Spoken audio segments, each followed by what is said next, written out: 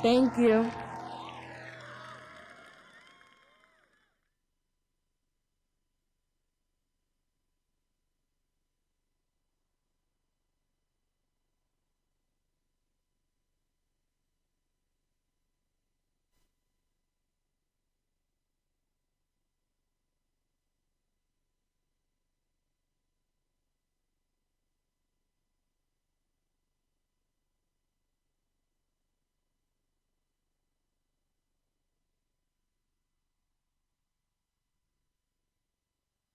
Ladies and gentlemen, please welcome Lawrence and Harmony.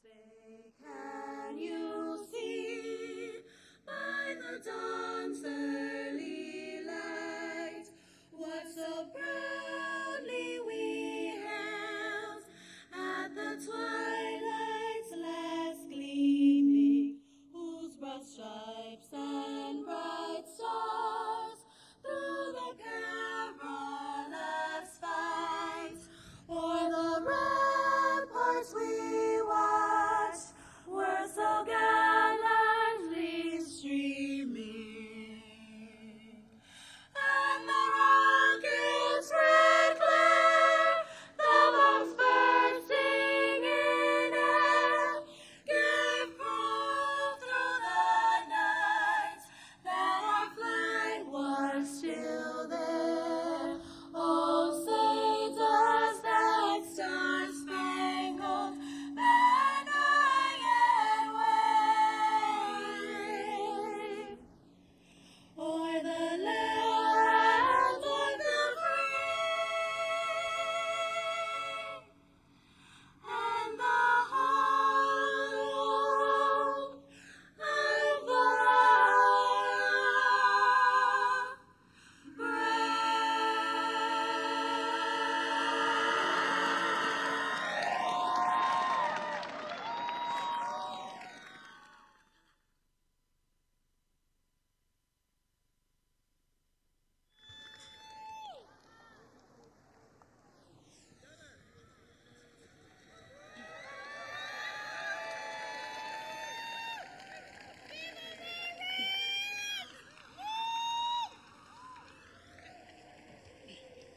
This song is for all the superwomen and supergirls out here in the audience today.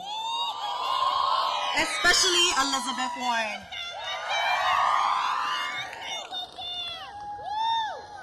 Everywhere I'm turning, nothing seems complete. Wearing on my shoulders for the better part of me. I hang my head from sorrow, the sin of humanity. Stand up and I'm searching for the strength in me. Why is that? 'Cause I am superwoman. Yes, I am. Yes, she is. Listen, even when I'm a mess, I still put on a vest with an S on my chest. Oh, yes, I'm a superwoman.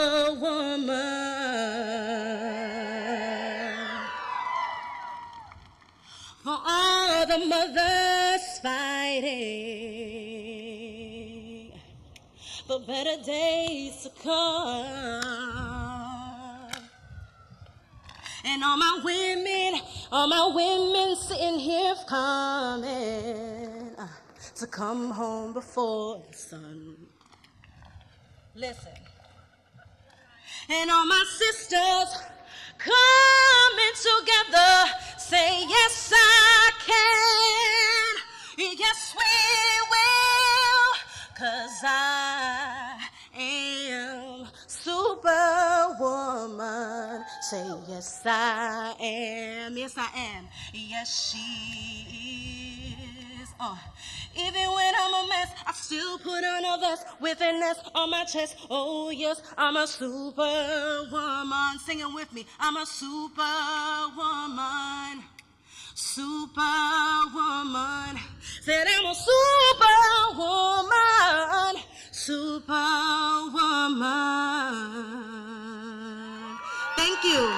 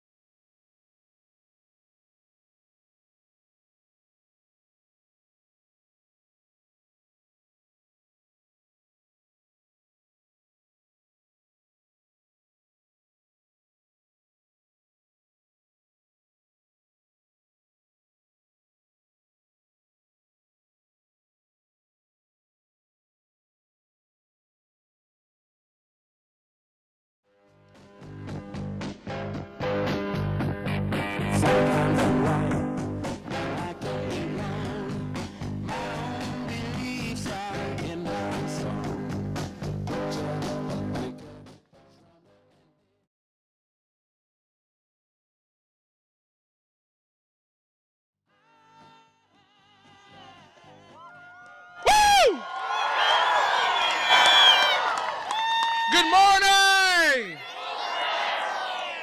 Good morning. Welcome to Lawrence, Massachusetts. Bienvenido a la ciudad de Lawrence, Massachusetts. My name is Darren Rivera. I'm the proud mayor of this fine city. And we are so excited to be here this morning to fight for someone who has and will always continue to fight for all of us. Our friend, Senator Elizabeth Warren.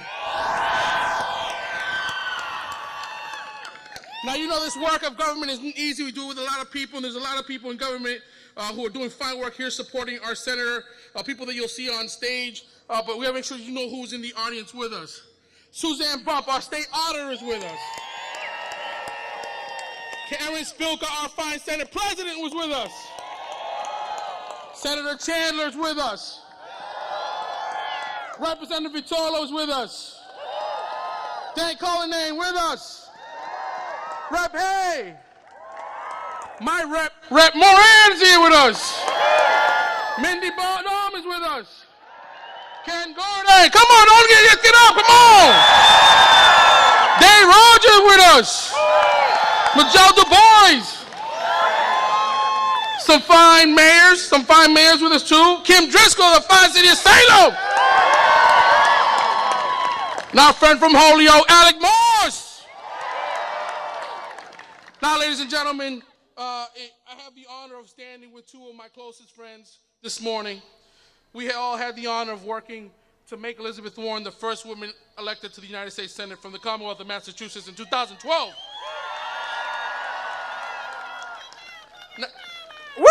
Now, I don't know if you remember that election, that campaign changed Massachusetts. It changed really that time. It changed the nation. But it also changed our lives. And for the past 6 years, we've stayed connected.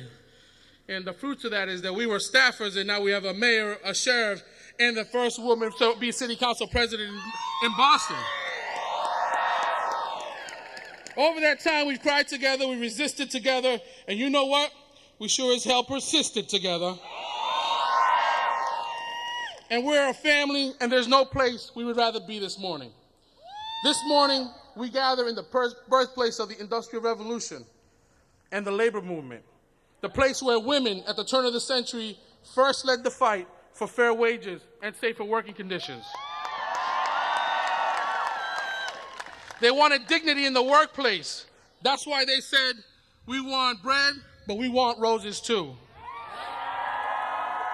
We gather in a place where hardworking people from all over the world, places like Ireland and Italy, Poland and Lebanon, Syria, Germany, and later Puerto Rico and the Dominican Republic,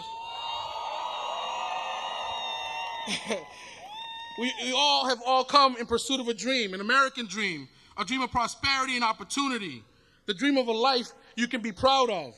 And we gather in this place that has long been kicked down, this place that has oftentimes been counted out and been told that the American dream is not for you. It's only for a select few.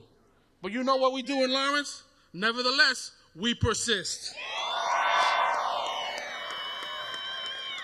That's why I'm very proud to call Lawrence my home, a city that believes even in the darkest hours, even when there's fire and explosions, we stand together, when we fight together, when we persist together, the American dream can be ours.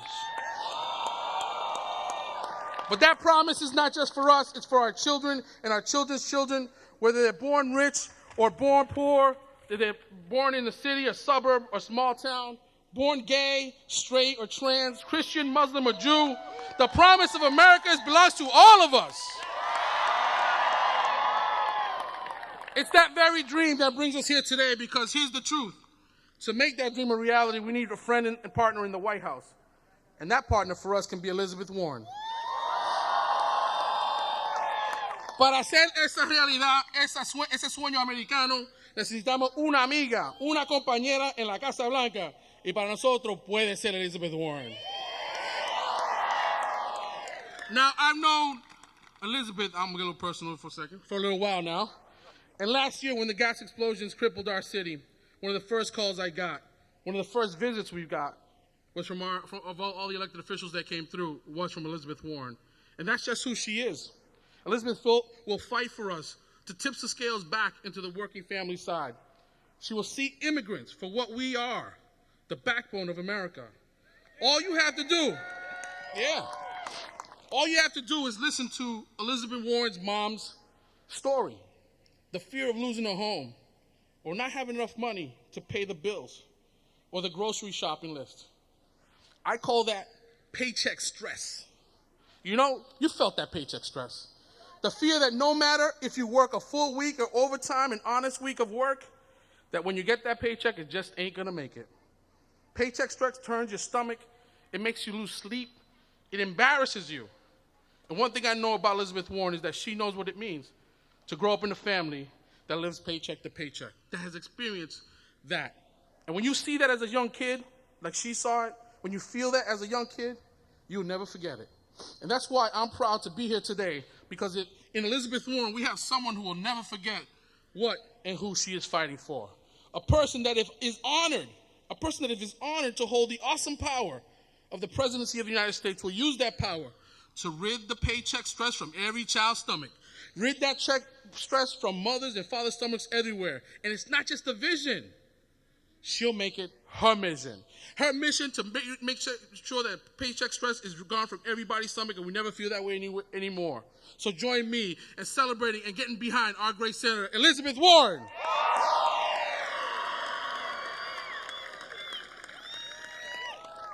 And now, it's my distinct honor to introduce someone who has been fighting side by side with the senator since she first ran for Senate in 2012. He's my friend. He's one of the kindest guys, despite, he's got a badge and a gun.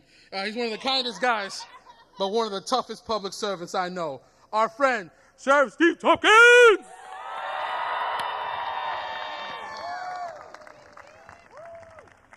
Good morning, Lawrence!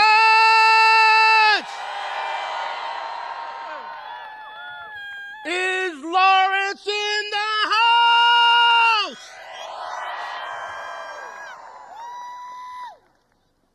I like that. Good lungs. Good lungs. I'm going to read something to you that you've all heard. Something that's made this country great. Something that we cannot forget. And something that we have to re-embrace. We the people. Let me say it again for those back in the cheap seats. We the people of the United States, in order to form a more perfect union, establish justice, ensure domestic tranquility, provide for the common defense, promote the general welfare, and secure the blessings of liberty to ourselves and our posterity, do ordain and establish our Constitution of the United States of America. Over 200 years ago, those powerful and prophetic words set the stage for a fight to claim the very soul of this nation.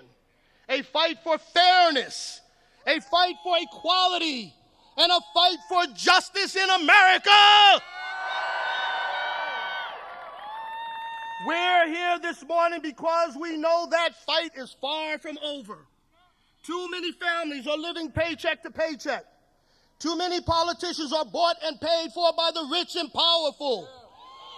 Too many black and brown folks are facing blatant bigotry at the ballot box. Yeah, that fight has yet to be won. And that fight calls for a battle-tested champion. A champion that does not wilt when the going gets tough. Someone who will commit herself to combating indifference, misogyny, and bigotry, even if it comes from the height of government. That fight calls for Senator Elizabeth Warren! Senator Warren knows we are living in challenging times. While Wall Street, millionaires like Danny, and billionaires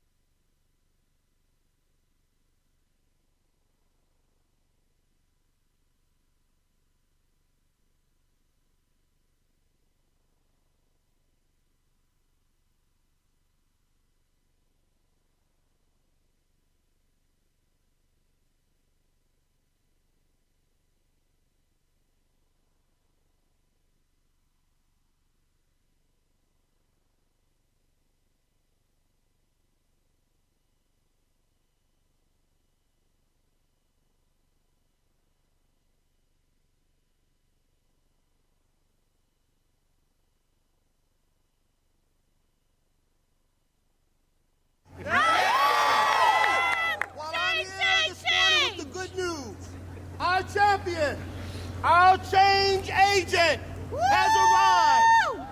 In Senator Warren, we have a champion who has spent her life fighting for working families, fighting to level the playing field, fighting to hold special interests accountable. Exactly. And here's what I love about Senator Warren. She doesn't just fight, she wins!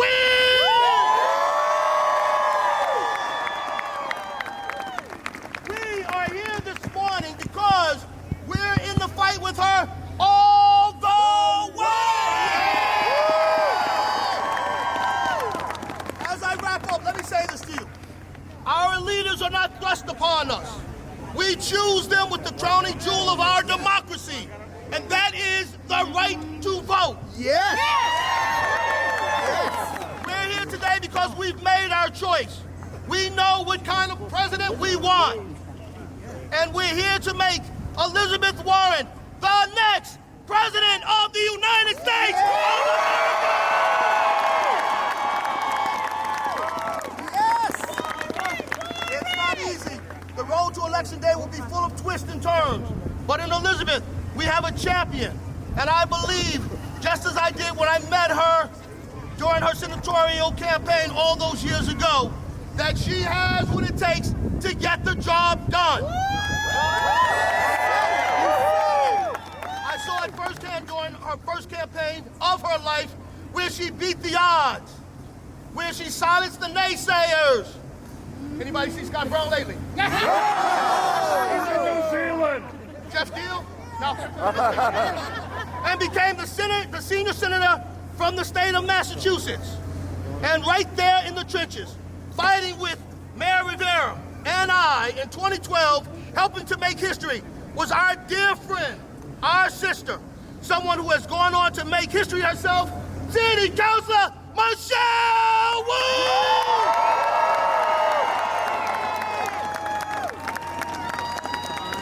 Hey, I'm gonna take some license. Oh, come here. No, I'm just gonna do a quick selfie. Right? You gotta do this, right? Yeah. You gotta do this. How many times that happens?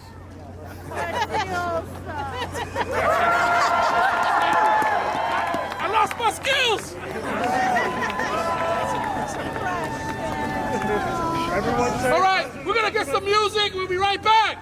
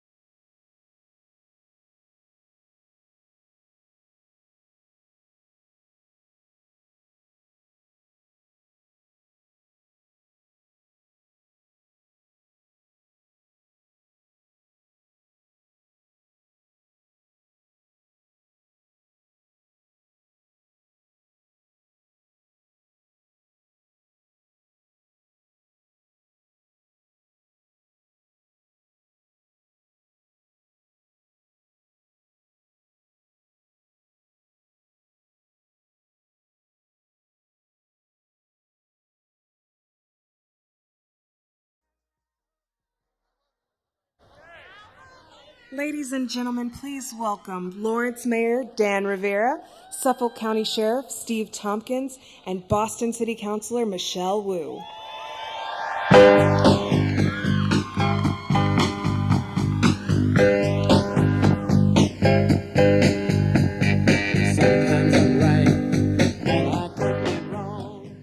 Can you hear us now? There are some that say it's time to make America great again. America is great, but what we need to do is make America sane again. Please welcome our sister, who's battled in the trenches with us, and one heck of a sterling person, City Councilor Michelle Wu!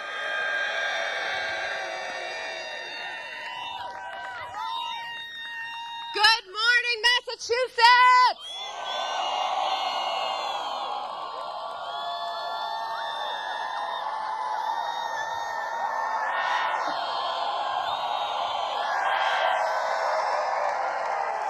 First off, join me in giving a hand to Diana Mealy, our professional sign language interpreter, please.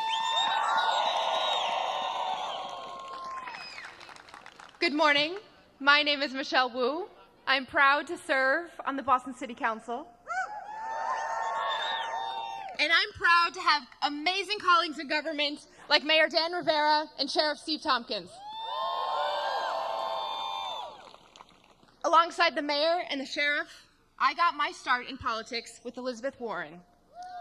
And even before that, I was her student. I first met Senator Warren 10 years ago.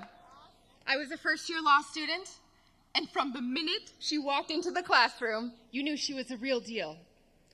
She commanded the room with her passion and intensity. She focused on the facts, asked tough questions of her students, and you knew you had to come to her class prepared, basically the opposite of a Trump cabinet meeting.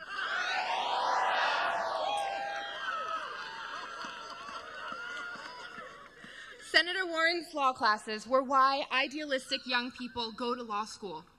I'm part of a legacy of decades of students who will tell you she was the best teacher we ever had. Why did we come away from her classes as better advocates?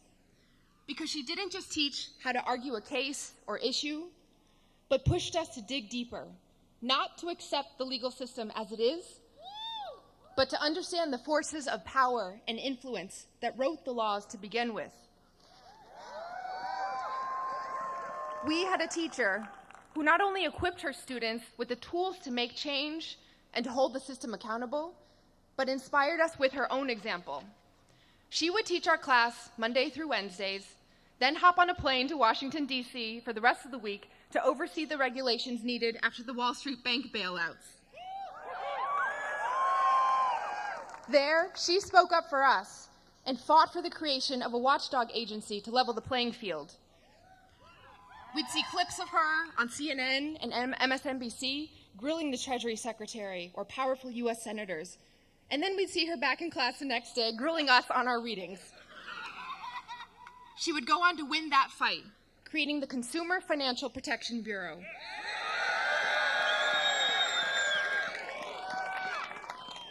She did this to protect families from being at the mercy of powerful banks. And then when she saw Republicans block any path for her to run the watchdog agency, she wasn't surprised. She knew they tried to rig the system. She'd seen it before, she'd written about it, she'd taught it, and she knew that this was a fight that wouldn't be won easily. But she didn't back down. She geared up for a fight, and she ran for office. When I joined Senator Warren's first campaign, still as a law student, she told me this wouldn't be easy, that she'd be running against the National Republican Party, that unseating an incumbent would be an uphill climb. But she believed in the power of people. She believed that policies focused on people over corporate interests will win voters over. She believed that knocking on doors could overcome whatever advertising they would throw at her on TV. She believed that outworking the field is how you win campaigns. And we did it together. House party by house party, parade by parade, door by door, person by person, building the largest grassroots operation this state had ever seen.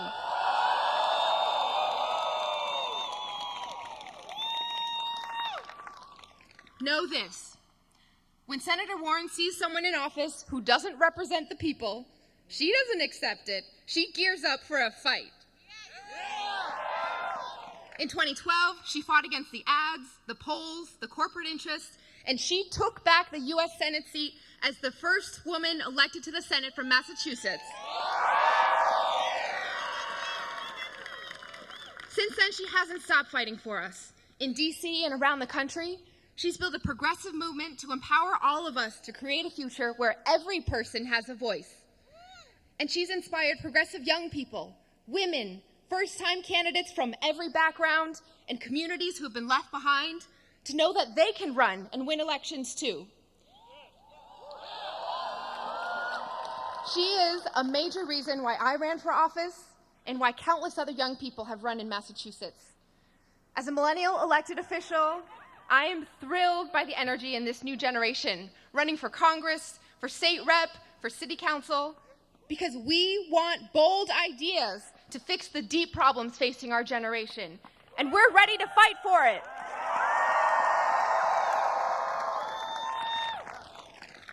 When you look for bold leadership for America, you don't need to look further than right here in Massachusetts to our senator.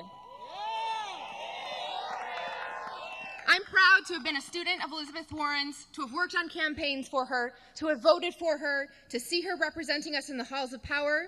And like all of us here, I'm excited to be part of the movement she is launching today. I'm excited for the bold ideas that she brings to this race.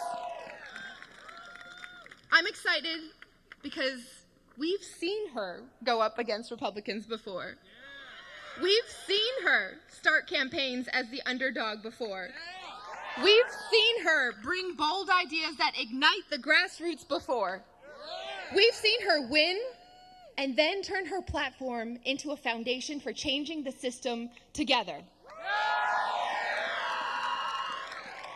I look forward to working with all of you over the next year and a half as we knock Donald Trump out of office.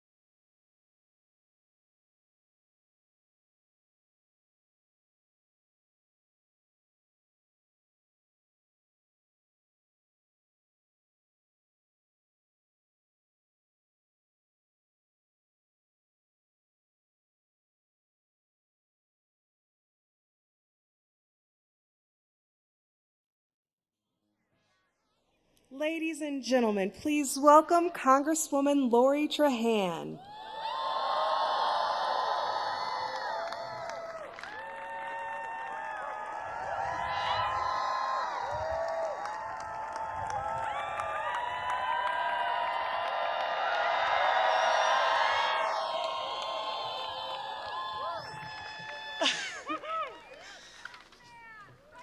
Good morning.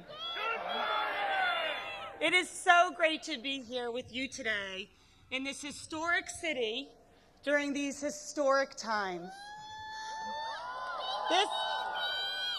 This wonderful city of Lawrence embodies all our American values. The dignity of work, the contributions that Americans make to our national identity, and most recently, since last September, what it means to pull together as a community during difficult times. The stakes in this presidential campaign could not be higher. The American people and the world are watching to make sure we get it right.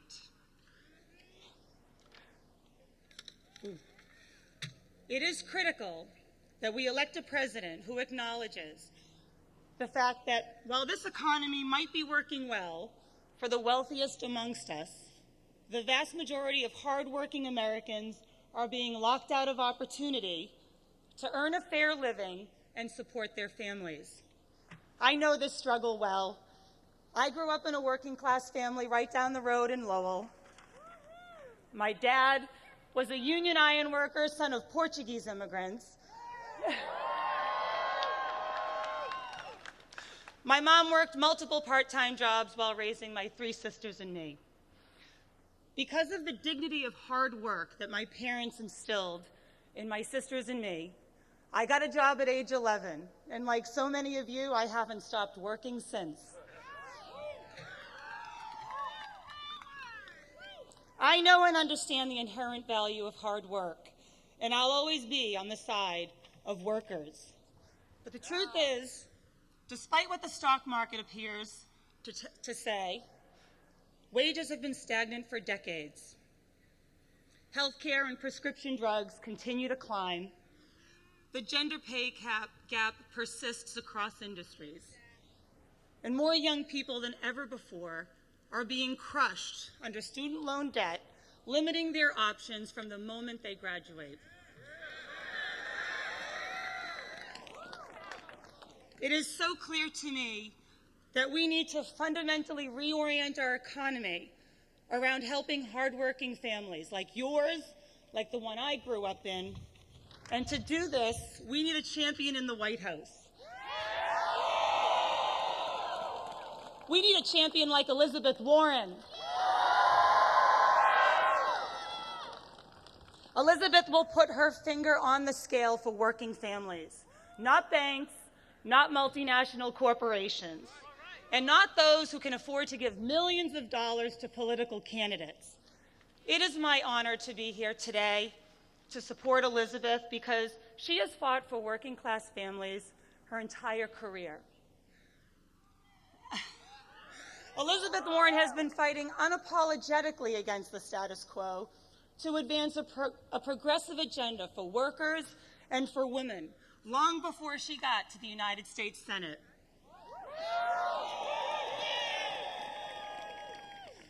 But since becoming a senator, we have felt her fight. She's brought the fight for economic fairness and for decency right to the White House and has been a tireless champion for the Commonwealth of Massachusetts. For too long, Washington has tinkered around the edges for our most pressing issues while middle-class families struggle to stay afloat. No more.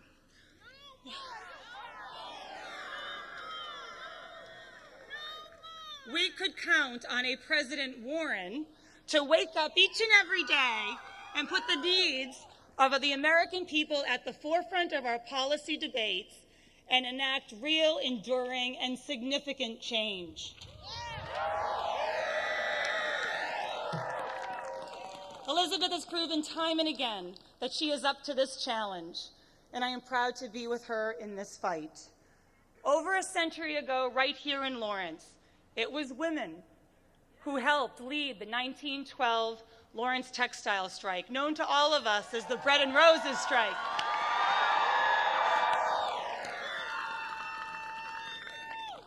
Historians look back at this event and all agree it not only represented a tipping point for mill workers in Lawrence and New England, but for the entire labor movement across the United States. I believe we are at another such tipping point in the history of our nation, and I believe it is time for Lawrence to kick off another wave of change by sending Elizabeth Warren to the White House as our 46th president.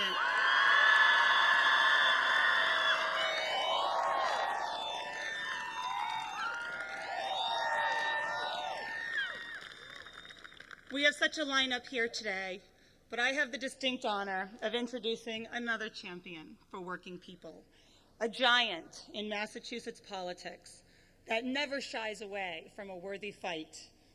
In fact, he proved that to us this week by his leadership in the Senate to make sure we have a new Green Deal in this country. I have the pleasure of serving alongside him in the United States Congress. Please join me in welcoming Senator Ed Markey.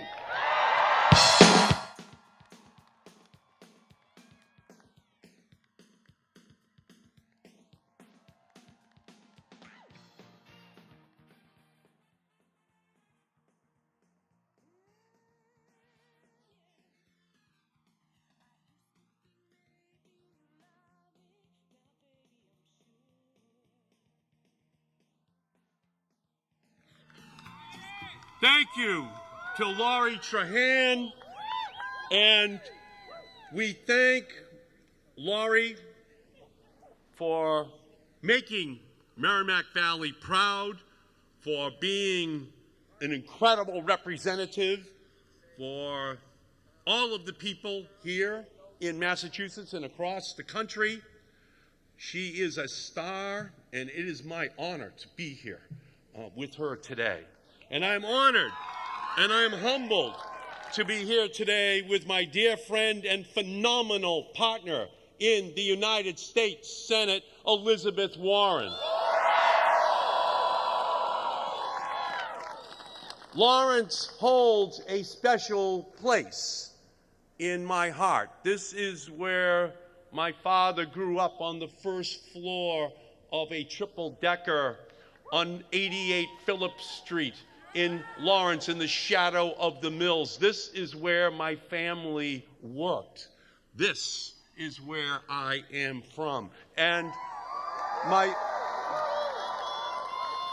father is a graduate of the vocational program at Lawrence High School. His son is a United States Senator. That was a dream for our family from Lawrence.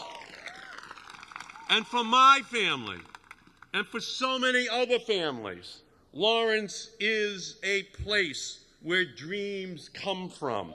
Dreams born of hope and fueled by hard work. Dreams of opportunity and equality. Dreams supported by the government that knows that the dreams of its people are a nation's greatest currency. Elizabeth Warren knows that those dreams are worth fighting for. And that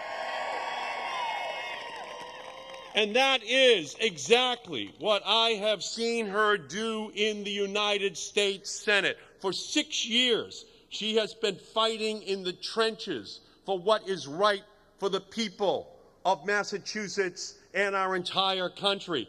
From her one-woman protection detail, fighting to ensure that Wall Street reforms stay on the books so that retirement can be about dignity and not despair. Fighting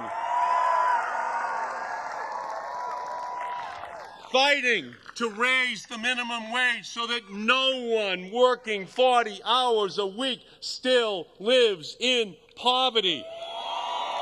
Fighting for our brothers and sisters in Puerto Rico to make sure they get the housing and support they deserve as American citizens. And she is fighting for the people in Lawrence and Andover and North Andover so that they are made whole after the natural gas explosions and fires last year, and that gas company is held accountable. I've been in Congress for a while now, and no one knows how to fight for what is right better than Elizabeth Warren. And these days, fighting for what is right means fighting the dangerous, divisive, hateful agenda of Donald Trump. But the good news is that no one knows how to get under Donald Trump's skin better than Elizabeth Warren.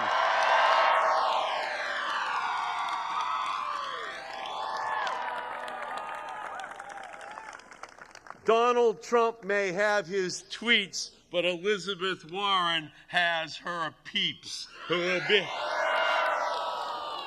We will always have her back because she will always have our back when she is in the White House. So she knows that this country is not about what one man can tear asunder, but what millions of people can build up together. And that true leadership is not about the beliefs you tear down, but about the dreams that you build up.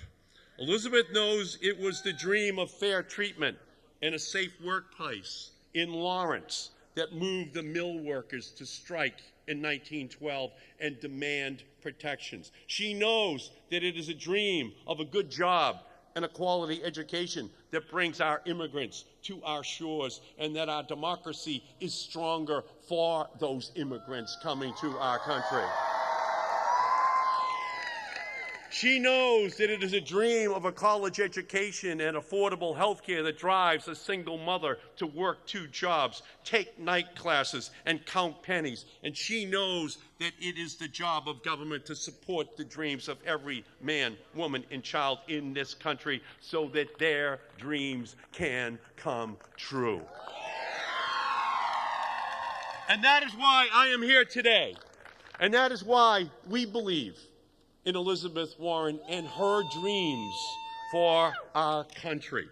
The dream in which women are paid $1 for every man's dollar, and paid family leave is the law of the land, and that universal health care should also mean universal child care and pre-kindergarten. And there is one more dream that I know all of us agree with. The dream that Elizabeth Warren will be the first female president of the United States of America. And we will make that dream a reality. Elizabeth Warren is as passionate, as brilliant, as effective a legislator with whom I have ever had the honor to serve.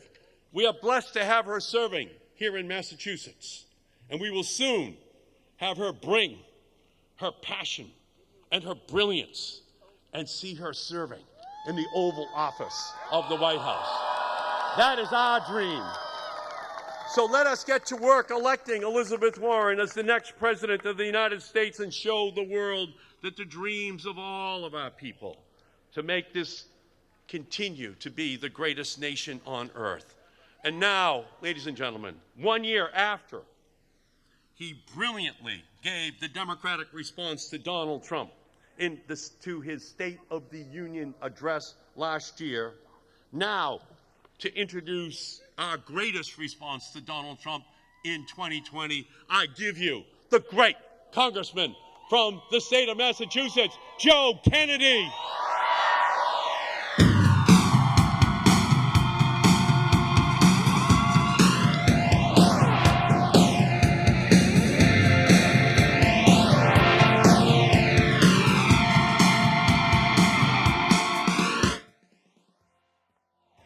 Good morning, everybody. How we doing? Welcome to sunny and warm Lawrence, Massachusetts. I am so honored and grateful to be with you guys. And I am so thrilled to be able to introduce the next President of the United States, Elizabeth Warren.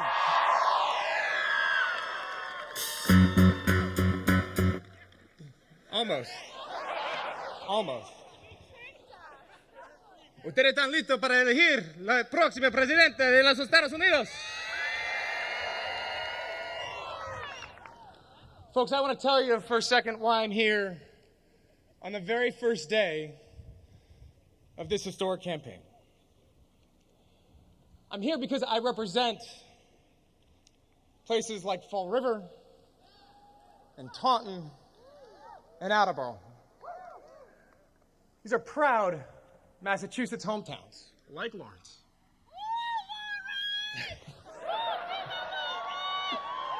Like Lawrence, where there is a legacy of work, of hard work, and where folks don't ask for much in return, just the ability to take care of the ones that they love, to do right by themselves and their families. And I'm here because their story is your story. It's a story that I've seen in McAllen, Texas, and Tampa, Florida, and in Charleston, West Virginia. In cities like Detroit, and Phoenix, and in South Bend. Communities that are full of grit and fight. And a country whose broken economy takes every single ounce of it for granted. A system that has made it difficult to be middle class, excruciating to be poor, and downright impossible to be poor and black, poor and brown, poor and female, poor and gay, poor and old or sick or addicted.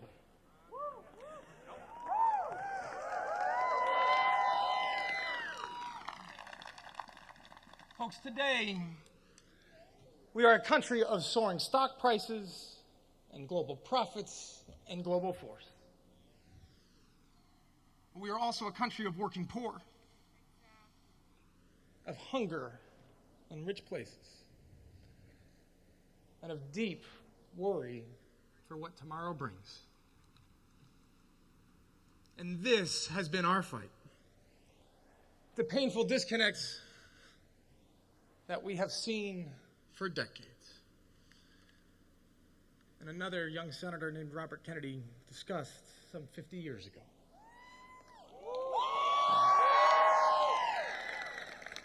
He said, our gross national product, if we judge the United States of America by that, does not allow for the health of our children, the quality of their education, the joy of their play. It measures neither our compassion nor our devotion to our country. It measures everything, in short, except that which makes life worthwhile. And it tells us everything about America, except for why we are proud to be Americans.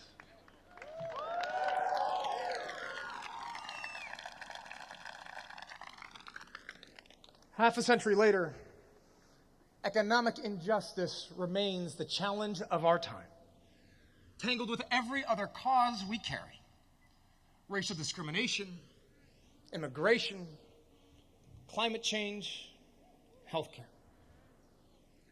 And so, friends, I am here with you all today because there's one candidate in this race. There is one U.S. Senator. There is one proud daughter of Oklahoma and adopted daughter of our Commonwealth who has dedicated her entire life to this battle, to our cause. For decades before anyone in power noticed something was wrong, there was Elizabeth.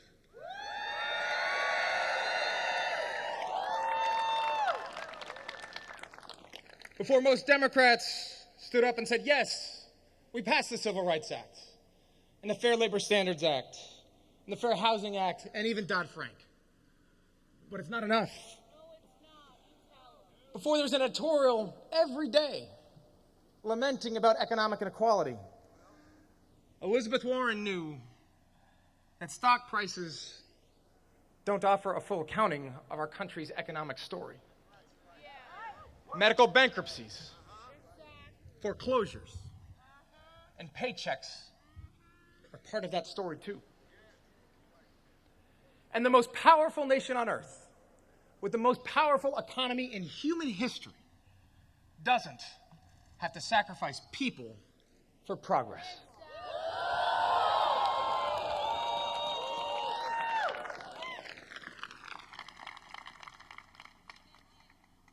And that is the truth that echoes through these rafters at Everett Mills, where workers fought not just for their livelihood, but their dignity. Hearts starve, as well as bodies. Give us bread, but give us roses. Small art and love and beauty, their drudging spirits knew. Yes, it is bread we fight for, but give us roses too. And ladies and gentlemen, that truth is the truth that has anchored Elizabeth Warren's career. I remember asking her years ago, why, of all things on earth, why bankruptcy? Of all the things you could have chosen, why bankruptcy? As a young student might say, why the incredibly complicated, arcane bankruptcy? And her response, because bankruptcy is about how our system treats people after they lose everything. When rock bottom comes, and the deeper meaning she took from that ours is a country of second chances, of redemption, of horizons that don't disappear when fate gives you a tough hand. That our national character is not measured by how high those soar, but by how we do when folks are broken, when they are on their knees, when they are empty, and when they want to rise again. In Elizabeth Warren's America, we pull them up. We fight by their side. We refuse to leave anyone behind. We will not splinter and we will not segregate. We refuse to accept a status quo that tells us that big things are impossible, that progressive dreams unreachable. And we reject a president who tells us that we are each other's enemy.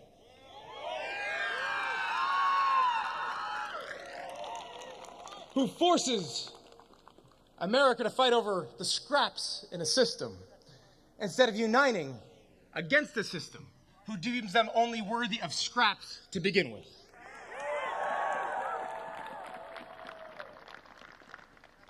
And so I'm here with you today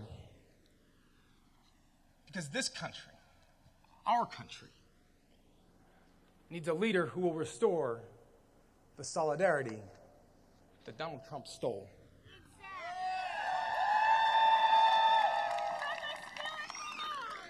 Who will not cower from the big, tough battles, from the ugly injustice and oppression that still finds its way to American soil. A leader who will bring this country together to take on our greatest threat. A system that protects the powerful and the privileged, while the rest struggle to get by. That leader, ladies and gentlemen, is a colleague, a mentor, and a friend. That leader is the next president of the United States. That leader is Elizabeth Warren. Please join me in welcoming the next president of the United States of America, Senator Elizabeth Warren.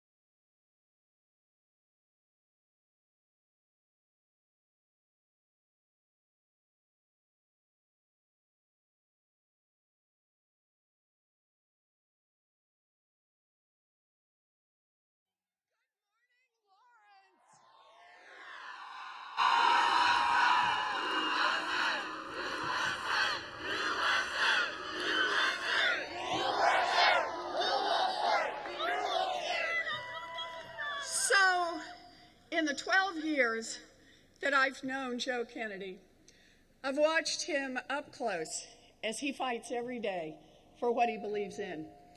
Joe is a good man and a good friend. Thank you for being here today, Joe. Thank you.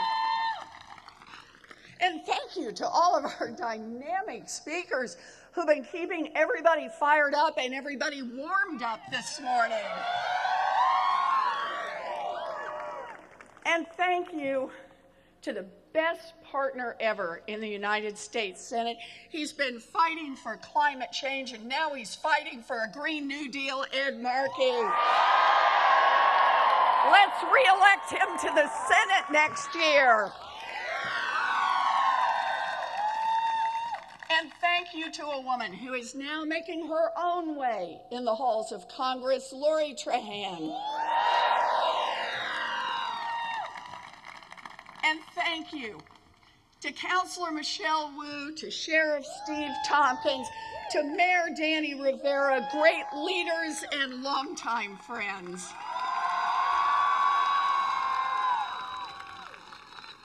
And thank you to Karen Spilka and to colleagues in the State House and other local leaders, all of whom are with us here today. Thank you. And most of all, thank you. Thank you to everyone. I love you too. Thank you to everyone who's traveled here to Lawrence. I am deeply grateful that you came here on a cold and blustery day to be part of this announcement. Thank you. Thank you. So, I want to tell you a story. A little over 100 years ago, textile mills in Lawrence, like the ones behind us today, employed tens of thousands of people. Immigrants flocked here, think about this, from more than 50 countries for a chance to work in these looms. Lawrence was one of the centers of American industry. Yeah, business was booming. The guys at the top were doing great. But workers made so little money that families were forced to crowd together in dangerous tenements, and many lived on beans and scraps of bread. Inside the mills, working conditions were horrible. Children were forced to operate dangerous equipment. Workers lost hands and arms and legs in the gears of machines. 1 out of every 3 adult mill workers died by the time they were 25. And then, on January 11th, 1912, a group of women who worked right here at the Everett Mill discovered that their bosses had cut their pay. And that was it. The women said, "Enough is enough."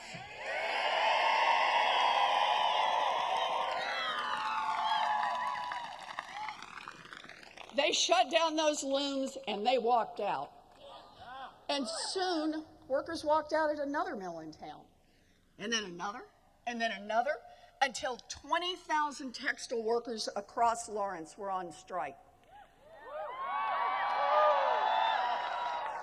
Now, these workers, led by women, didn't have much. They didn't even have a common language. Nevertheless, they persisted.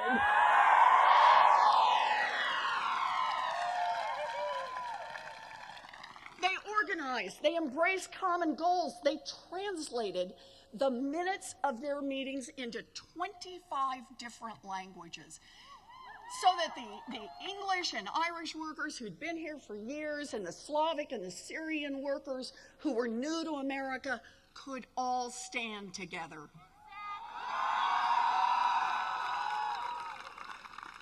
Now, they hammered out their demands: fair wages, overtime pay, and the right to join a union.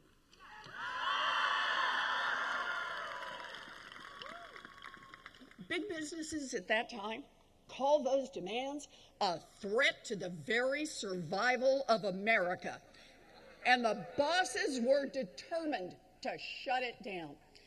They spread rumors and fear about the strikers. One factory owner even paid a guy to plant sticks of dynamite around town so that he could frame the workers as a violent mob. The mill owners also owned city government, and city government declared martial law and called in the militia. Some strikers died in violent clashes with the police.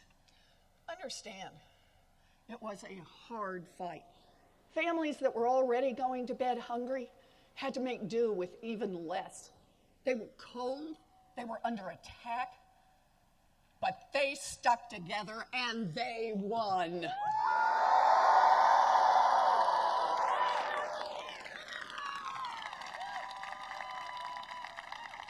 Higher wages, overtime pay, everybody back at work. And those workers did more than improve their own lives. They changed America. Within weeks, more than 250,000 textile workers throughout New England got raises. Within months, Massachusetts became the first state in the nation to pass a minimum wage law.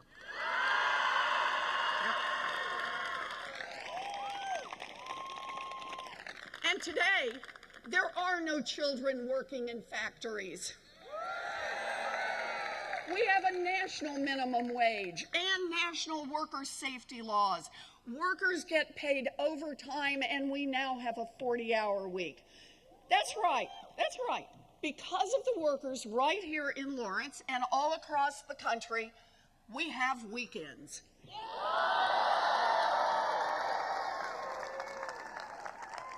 The story of Lawrence is a story about how real change happens in America. It is a story about power, our power, when we fight together. Today, millions and millions and millions of American families are also struggling to survive in a system that's been rigged by the wealthy and the well-connected.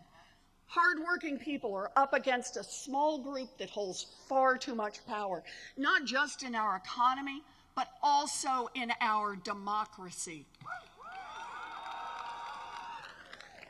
Like the women of Lawrence, we are here to say enough is enough.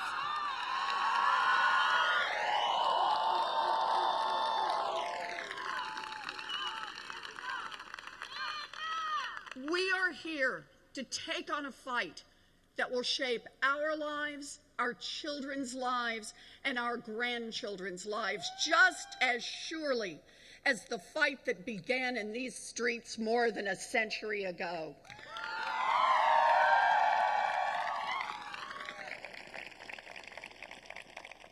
Because the man in the White House is not the cause of what is broken. He is just the latest and most extreme symptom of what's gone wrong in America. A product of a rigged system that props up the rich and powerful and kicks dirt on everyone else.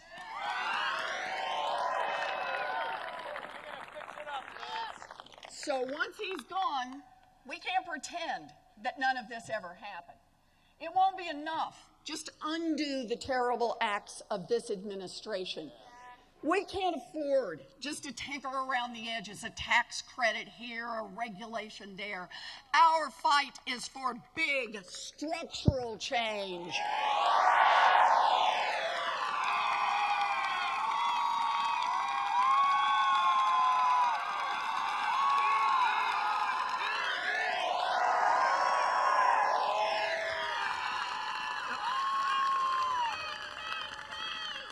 This is the fight of our lives. The fight to build an America where dreams are possible, an America that works for everyone.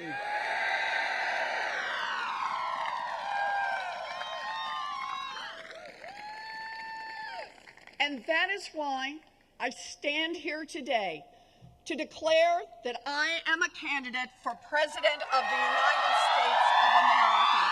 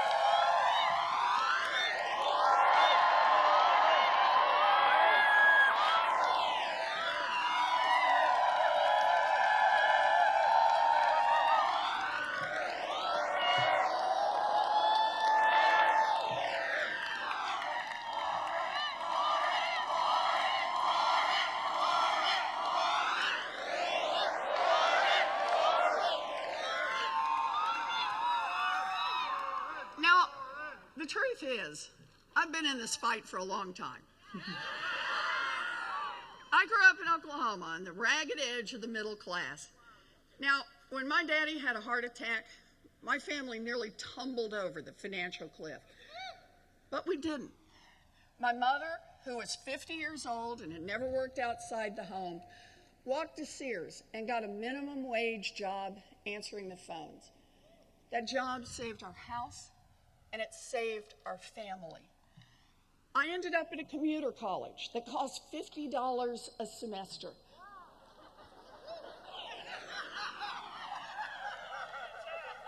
But think about it. That is how the daughter of a janitor managed to become a public school teacher, a law professor, and a United States senator. I believe in an America of opportunity.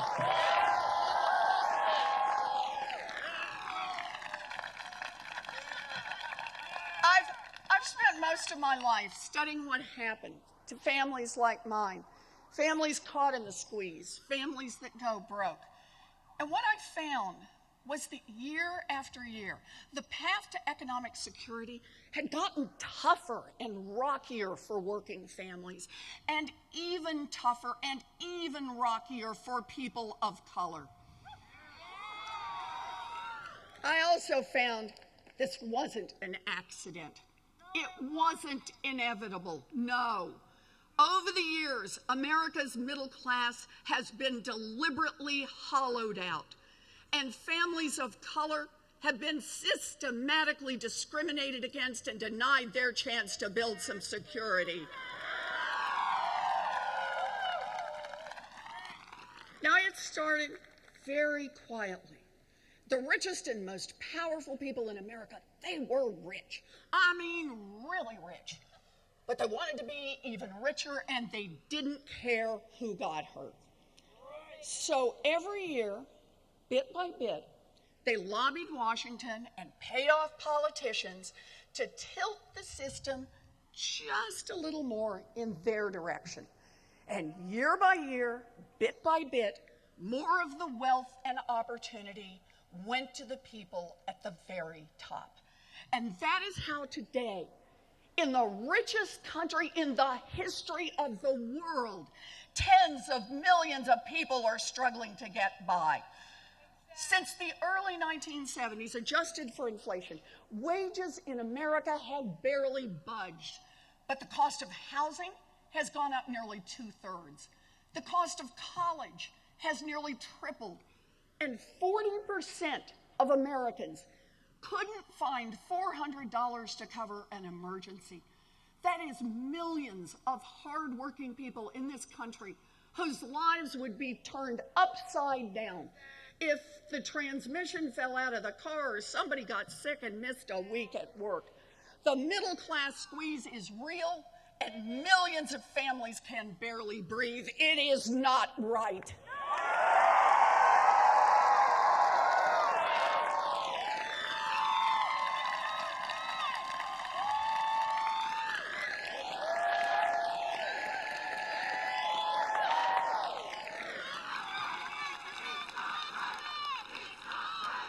It's not right.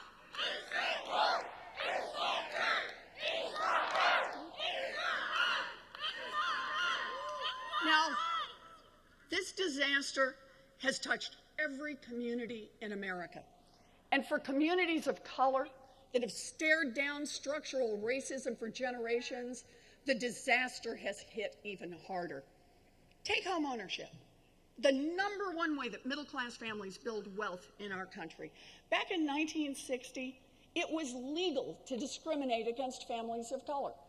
And the gap between white homeownership and black homeownership rates was 27 percentage points. That's a lot. It is a lot. Over time, we changed the law to prohibit that kind of discrimination, and the gap began to close. But today, the home ownership gap between black and white families is 30 percentage points, bigger than it was back in 1960 when housing discrimination was actually legal. Race matters, and we need to say so.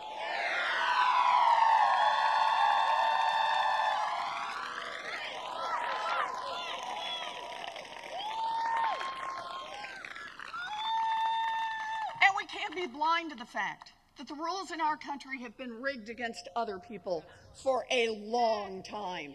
Women, LGBTQ Americans, Latinos, Native Americans, immigrants, people with disabilities, and we need to call it out.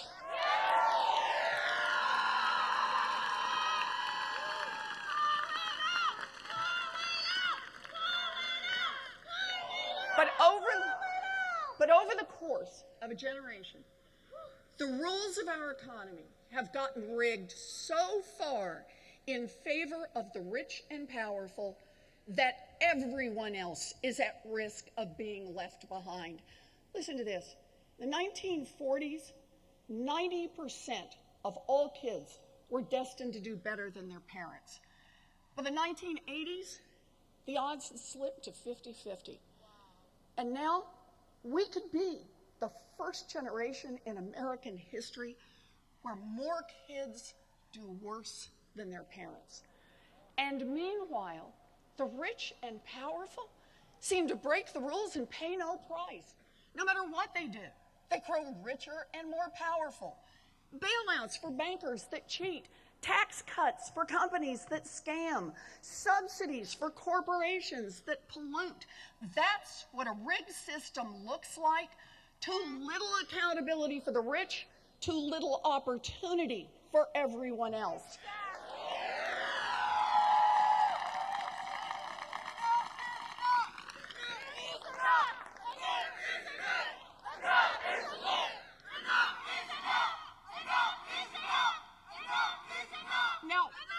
Now, when I talk about this, some rich guys scream, class warfare. Well, let me tell you something. These same rich guys have been waging class warfare against hardworking people for decades. I say it's time to fight back.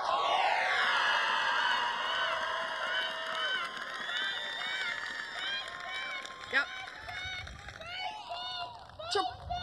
To protect their economic advantages, the rich and powerful have rigged our political systems as well.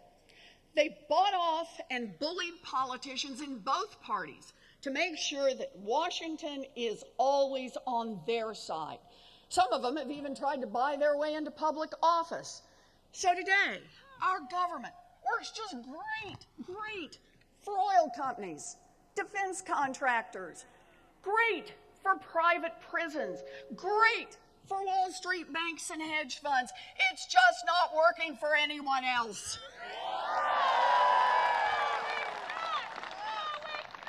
And when it comes to climate change, our very existence is at stake.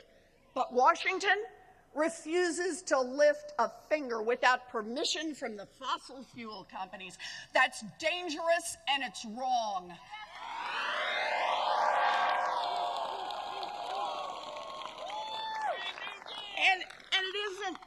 And it isn't just climate change. Look at any other major issue in America. Gun violence, student loan debt, the crushing cost of health care, mistreatment of our veterans, a broken criminal justice system, an immigration system that lacks common sense and under this administration lacks a conscience.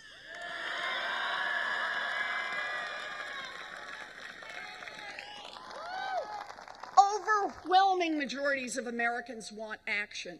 Huge crowds march on Washington demanding change. Letters, phone calls, protests, but nothing happens. Nothing.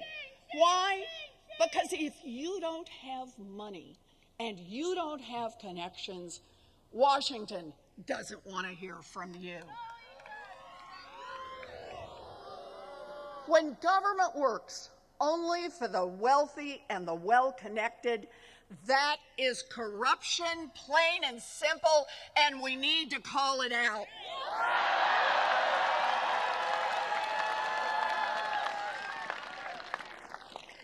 Corruption is a cancer on our democracy, and we will get rid of it only with strong medicine, with real structural reform. Our fight is to change the rules so that our government our economy, and our democracy work for everyone. And I want to be crystal clear about exactly what I mean when I say that. First, we need to change the rules to clean up Washington, end the corruption. Now, we all know the Trump administration is the most corrupt in living memory.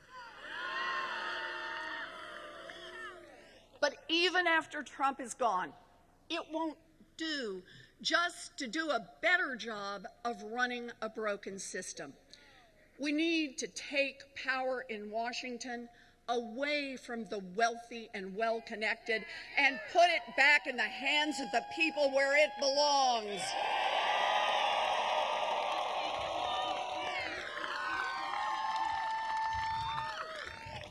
And that is why I have proposed the strongest and most comprehensive anti-corruption law since Watergate.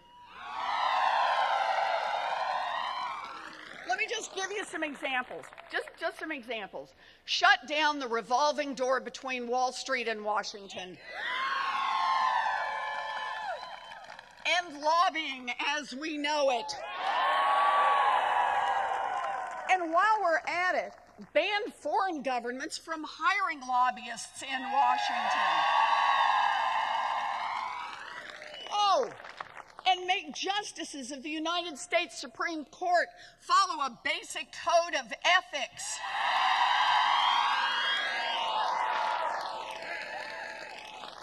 Ban members of Congress from trading stocks. How's that not already illegal?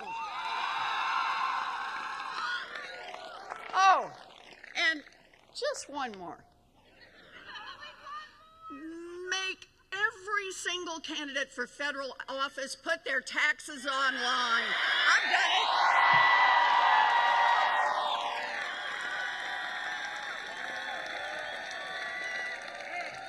You bet. So that's one. Root out corruption in Washington. Now two. Change the rules to put more economic power in the hands of the American people, workers and small businesses, middle-class families and people of color who've been shut out of their chance to build wealth for generations. And again, that requires real structural change. Right now, giant corporations in America have too much power, and they just roll right over everyone else. We need to put power back in the hands of workers. Make it quick and easy to join a union. Unions built America's middle class. Unions will rebuild America's middle class. And make American companies accountable for their actions. Raise wages by putting workers in those corporate boardrooms where the real decisions are made. Break up monopolies when they choke off competition. Take on Wall Street banks so that the big banks can never again threaten the security of our economy. And when giant corporations and their leaders cheat their customers, stomp out their competitors, and rob their workers, let's prosecute them.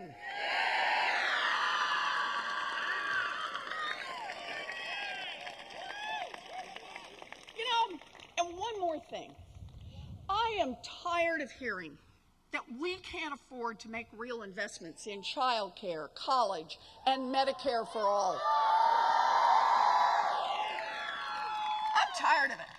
I'm tired of hearing that we can't afford to make investments in things that create economic opportunities for families. I'm tired of hearing that we can't afford to make investments in things like housing and opioid treatment. Can't afford to address things like rural neglect or the legacy of racial discrimination.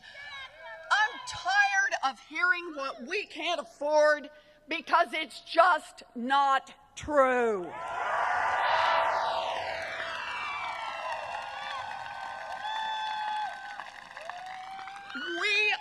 the wealthiest nation in the history of the world.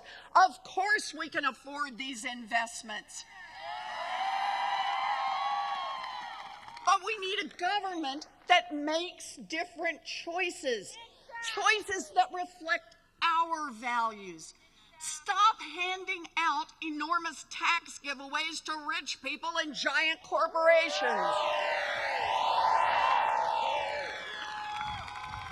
Stop refusing to invest in our children.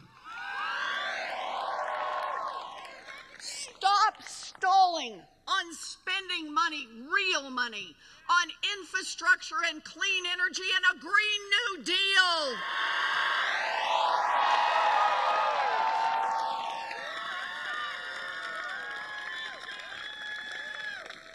And start asking the people who have gained the most from our country to pay their fair share.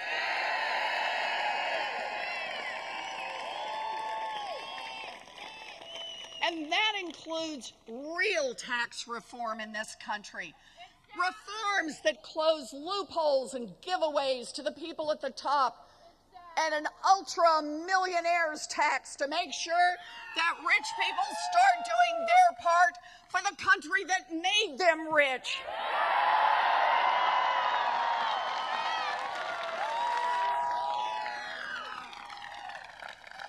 Okay, so that's one, clean up Washington. That's two, change the rules in our economy. And now three, change the rules to strengthen our democracy.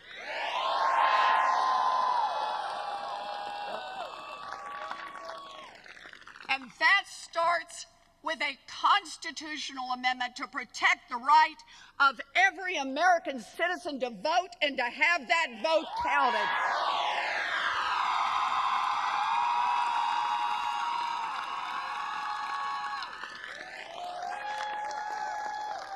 Oh, and that's just the beginning. Overturn every single voter suppression rule that racist politicians use to steal votes from people of color.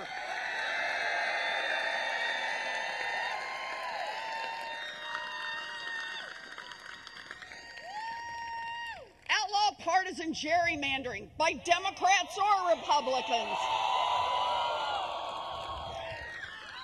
And overturn Citizens United. Our democracy is not for sale.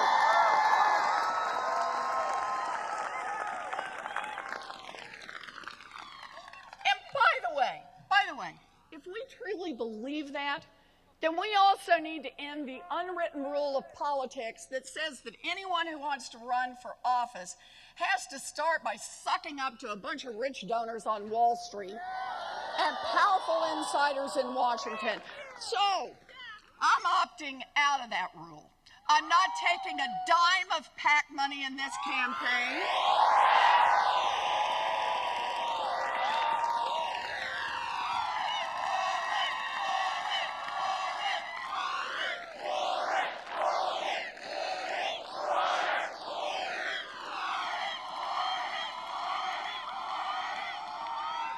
There's more. I'm not taking a single check from a federal lobbyist.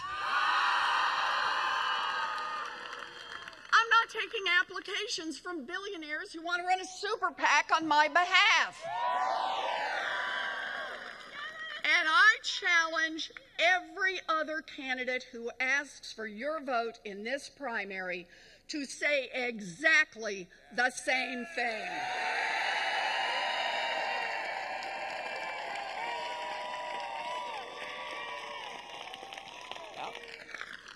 So, it's not just elections. Real democracy requires equal justice under law. It's not equal justice when a kid with an ounce of pot can get thrown in jail while a bank executive who launders money for a drug cartel can get a bonus. We need reform.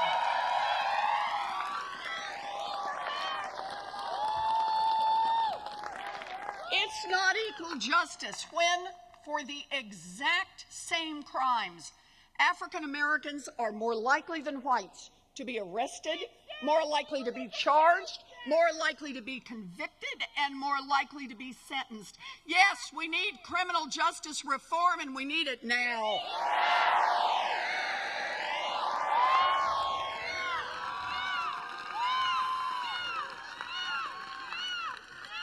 And one more thing we need to do to strengthen our democracy. We must not allow those with power to weaponize hatred and bigotry to divide us.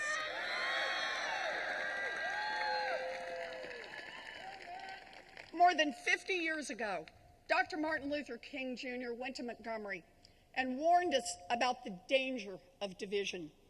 He talked about how bigotry and race baiting are used to keep black Americans divided from white Americans so that rich Americans can keep picking all their pockets. That playbook has been around forever. Whether it's white people against black people, straight people against gay people, middle-class families against new immigrant families, the story is the same. The rich and powerful use fear to divide us. We're done with that.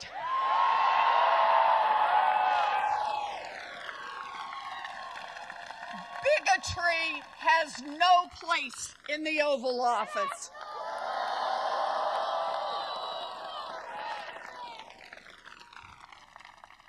This is who we are.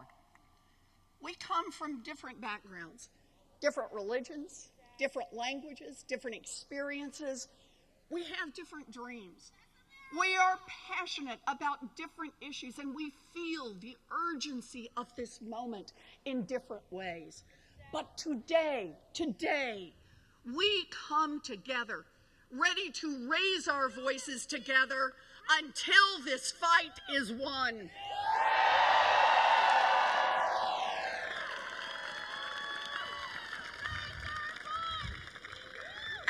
Movement won't be divided by our differences. It will be united by the values we share.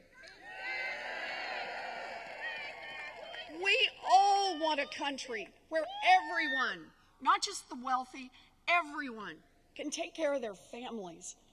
We all want a country where every American, not just the ones who hire armies of lobbyists and lawyers, everyone can participate in democracy. A country where every child can dream big and reach for real opportunity. And we are in the fight to build an America that works for everyone.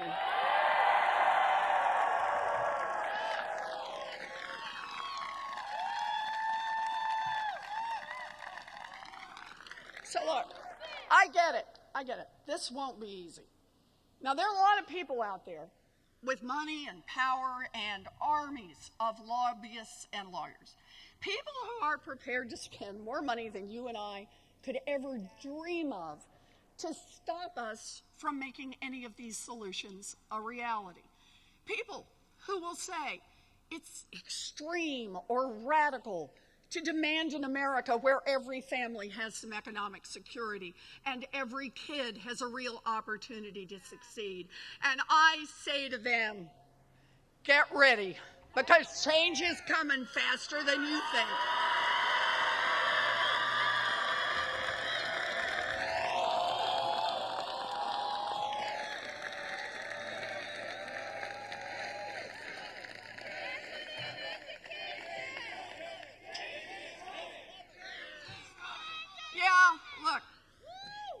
Fundamental change will be hard. A lot of people, including some of our friends, will tell us it's going to be so hard it isn't even worth trying. But we will not give up. I want to tell you one last story. So when I was home with my first baby, I got this notion that I would go to law school. Now, it was a crazy idea, but I persisted. And it took me some time, but eventually I figured out the admissions tests and the applications, and I worked out how to pay my tuition, and I mapped out the 45-minute commute to the campus. And weeks out, I had just one thing left on my checklist: childcare. My daughter Amelia was nearly 2 years old, and I looked for childcare. I looked everywhere. I struck out over and over and over. So we're down to the weekend before law school was supposed to start, and I finally found this small place with a cheerful teacher and a nice little play area, and nothing smelled funny, and I could afford it. But the place would only take children who were dependably potty trained. So I looked over at Amelia.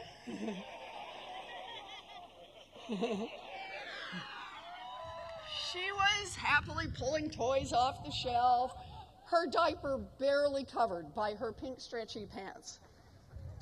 Dependably potty trained. I now had 5 days to dependably potty train an almost 2-year-old. All I can say is, I stand before you today courtesy of 3 bags of M&Ms and a cooperative toddler.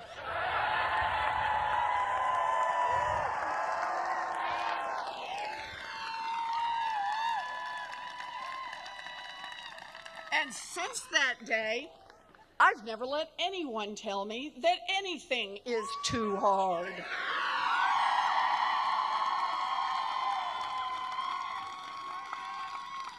Now, how they have tried. People said it would be too hard to build an agency that would stop big banks from cheating Americans on mortgages and credit cards. But we got organized, we fought back, we persisted, and now that consumer agency has forced these banks to refund nearly $12 billion directly to people they cheated. Yes. And when Republicans tried to sabotage the agency, I came back here to Massachusetts and then ran against one of them. Now, no woman had ever won a Senate seat in Massachusetts, and people said it would be too hard for me to get elected. But we got organized, we fought back, we persisted, and now I am the senior senator from the Commonwealth of Massachusetts.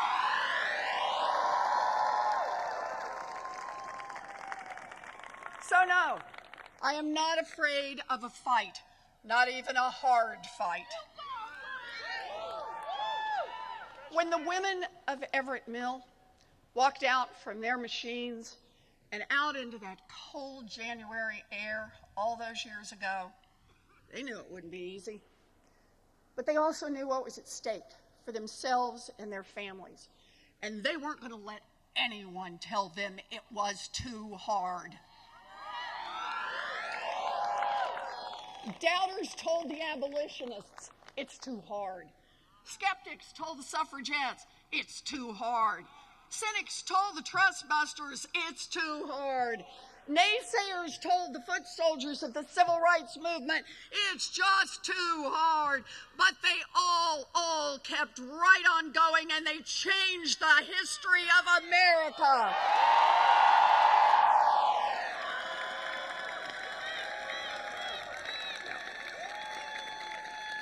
And sure, there'll be plenty of doubters and cowards and armchair critics this time around. But we learned a long time ago, you don't get what you don't fight for.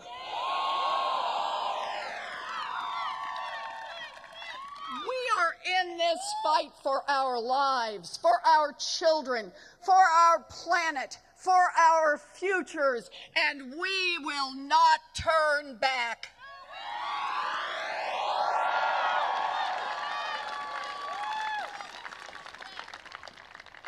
My daddy ended up as a janitor, but his little girl got the chance to be a public school teacher, a college professor, a United States senator, and a candidate for president of the United States.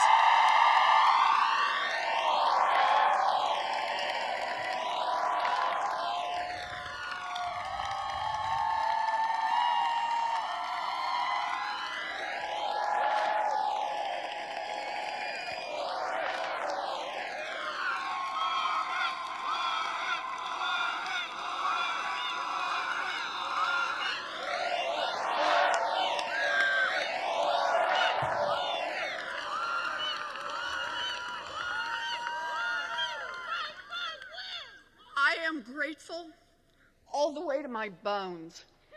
Grateful and determined. So here's the promise I make to you today. I will fight my heart out so that every kid in America can have the same opportunity I had, a fighting chance to build something real. I will never give up on you or on your children and their future. I am in this fight all the way.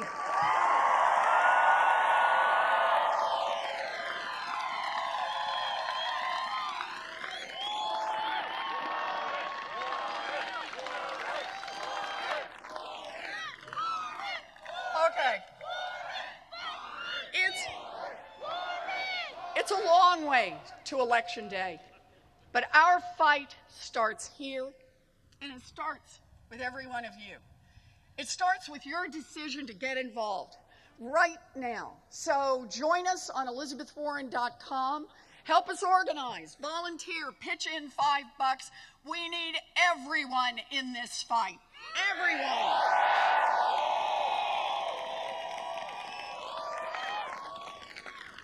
The textile workers here in Lawrence, more than 100 years ago, won their fight because they refused to be divided. Today, we gather on those same streets, ready to stand united again.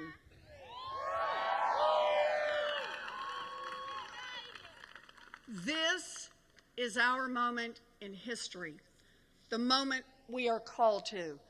This is our moment to dream big, fight hard, and win. Thank you.